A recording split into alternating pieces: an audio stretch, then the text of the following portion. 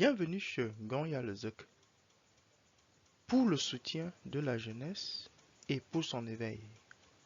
Personne chez Anne Gonya Lezek est torté.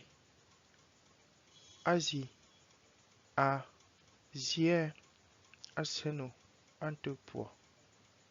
Aujourd'hui, je vous présente un extrait de vidéo de Kemet TV sur le chat santé, où le professeur Totabone nous explique que le chat est la lanterne d'éveil de la connaissance africaine. Je vous laisse écouter. Perpétuel consiste à ce que, en se retournant à chaque fois vers la source, on a de nouvelles informations. Parce qu'il y a toujours des nouvelles informations qui sont issues de la source. Et ce sont ces informations qui amènent donc à perfectionner l'ébauche. C'est pour ça qu'on parle de l'ébauche et du perfectionnement de l'ébauche. Voilà, qui doit devenir donc une œuvre accomplie. Et une fois cette œuvre est accomplie, pour pouvoir se régénérer, elle doit retourner vers la source, puiser de nouvelles énergies. Parce que la source est la source de connaissance, la source d'énergie. Et c'est une source de connaissance intarissable qu'on ne peut pas saisir. Voilà. Oui. Et on va donc constater que tous ceux qui ont œuvré dans le domaine de la créativité ont toujours fait ce mouvement. C'est-à-dire le mouvement de droite vers la gauche, c'est-à-dire le retour replongé dans la mémoire, la conscience de l'univers, ou de la mémoire de l'univers, et revenir maintenant voir est-ce que ce qui a été fait hier était bien fait. On doit perfectionner. C'est pour ça qu'il y a toujours des innovations.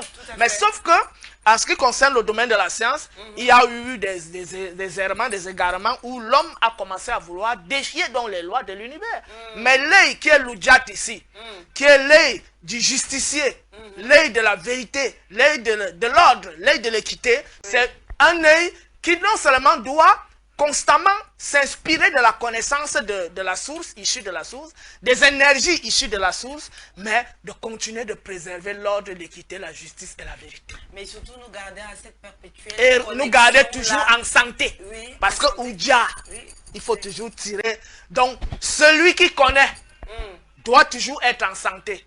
Celui qui connaît doit toujours être victorieux. Celui qui connaît doit toujours maintenir et pratiquer la justice. Celui qui connaît doit toujours œuvrer pour l'ordre, l'équité et l'harmonie. Voilà donc le concept Oudjat, déplié dans toutes ces dimensions. Et le dernier niveau donc est la dimension protectrice. Parce que la connaissance est donc l'œuvre accomplie qui nous permet aussi de nous préserver contre toutes les attaques. Et on a vu là tout à l'heure. Donc, la connaissance est la voie du salut. La connaissance est la voie du triomphe. La connaissance est la garante de la santé. Donc, effectivement, de la réussite, docteur, et de la réussite. Et c'est d'ailleurs la raison pour laquelle les anciens portaient toujours cette jatte au niveau du cou en termes de protection. Voilà, cette œil-là qu'on voyait là.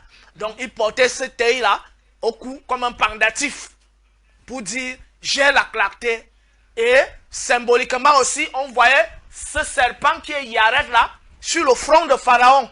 C'est le même symbole qu'on retrouve chez les Indiens avec le point qu'ils mettent sur le visage. Très bien. Donc, le point de protection est chez nous dans la tradition africaine.